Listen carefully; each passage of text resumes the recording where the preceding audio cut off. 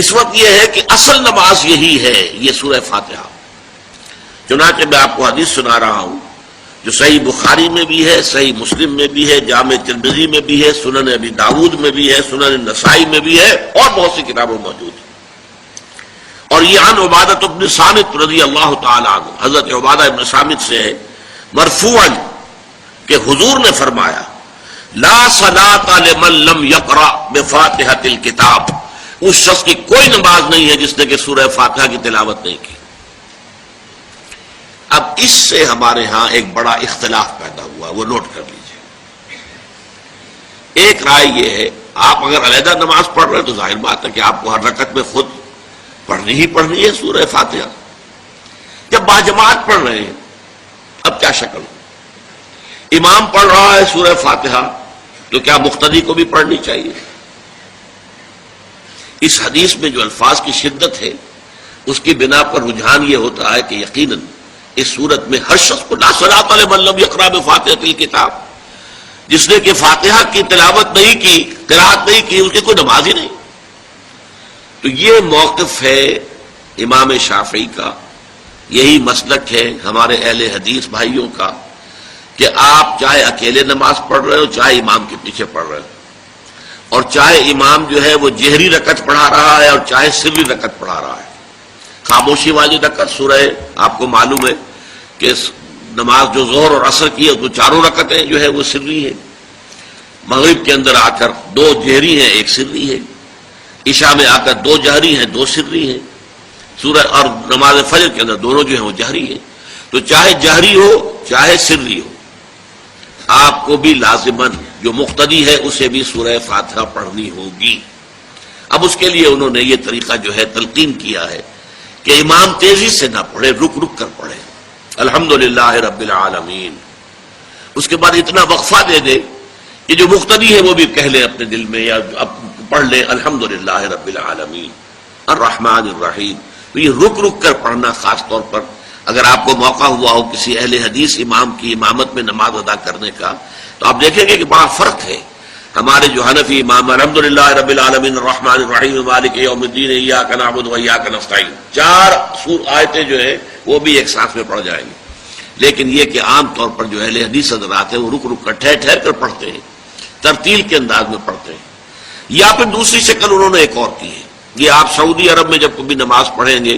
اور آپ پڑھی ہو آپ نے تو وہاں آپ دیکھیں گے کہ امام جو ہے وہ سورہ فاتحہ پڑھنے کے بعد کوئی ایک منٹ جو ہے خاموش رہتا ہے، تاکہ آپ اب جو مقتدی ہیں وہ اس وقفے میں وہ اب سورہ فاتحہ پڑھ لیں، پھر وہ قرات کرے گا، کوئی اور آیات اس نے شامل کرنی ہے تو بعد میں شروع کرے گا، درمیان میں وقفہ ہوگا۔ لیکن ایک مسلک یہ ہے، اور یہ مسلک جو ہے یہ در حقیقت قرآن مجید کی ایک آیت کے اوپر مبنی ہے۔ سورہ اعراف کے آخر میں فرمایا گیا وَإِذَا قُرِئَ الْقُرْآنُ فَاسْتَمِعُوا لَهُ وَأَنصِتُوا، جب قرآن پڑھا جا رہا ہو تو توجہ سے اسے سنو، خود خاموش رہو۔ اب یہ قرآن مجید کی آیت ہے، اس کے بنا پر ایک رائے یہ ہے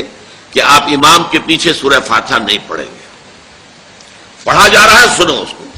خود خاموش رہو۔ اور اس کے لیے وہ دلیل دیتے ہیں کہ یہ شکل ایک وفد کی سی ہے، جیسے کسی بڑی شخصیت کے پاس اگر آپ کا کوئی وفد جاتا ہے، 8-10 افراد ہیں، ان میں اسپوکس مین ایک ہوتا ہے، وہ بات کرتا ہے، باقی سب لوگ موجود رہتے ہیں، سنتے ہیں۔ اسی طریقے سے امام جو ہے وہ گویا کہ آپ کا نمائندہ ہے،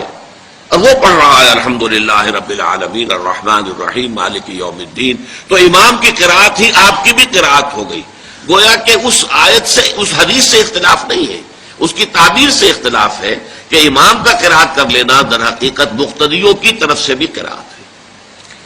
اس میں جو حنفی مسلک ہے وہ بہت سخت ہے، اور وہ یہ ہے کہ چاہے سری نماز ہو اور چاہے جہری ہو، ہر کسی بھی حالت میں مقتدی جو ہے وہ سورہ فاتحہ نہیں پڑھے گا۔ اب اس میں ذرا سا سوال پیدا ہوتا ہے کہ جہری رکعت میں تو اس آیت کا اطلاق ہو جائے گا کہ وَإِذَا قُرِئَ الْقُرْآنُ فَاسْتَمِعُوا لَهُ وَأَنصِتُوا، سری میں تو اس آیت کا اطلاق نہیں ہوتا۔ بہرحال یہ مسلک ہے امام شافعی کا، ایک انتہا پر ہے، ہر صورت میں سری ہو یا جہری ہو آپ کو پڑھنی ہی پڑھنی ہے۔ اور امام ابو حنیفہ دوسری انتہا پر ہیں کہ چاہے سری ہو چاہے جہری ہو کسی شکل میں نہیں پڑھنا۔ امام مالک کا مسلک ہے درمیان میں، اور میں اس میں کوئی جھجک محسوس نہیں کرتا کہ میں آپ کے سامنے عرض کر دوں کہ میں اس پر عمل پیرا ہوں۔ وہ کیا ہے؟ جہری نماز میں خاموش رہو اور سنو، اس آیت کا اطلاق ہو جائے گا جب بلند آواز سے پڑھ رہا ہے امام تو پوری توجہ فاستمعوا لہ، اپنی پوری توجہ کو اس کے سننے کے اوپر مرکوز کر دو اور خود خاموش رہو۔ سری رکعت میں البتہ جبکہ وہ بھی خاموشی سے پڑھ رہا ہے، آپ بھی خاموشی سے پڑھ رہے ہیں۔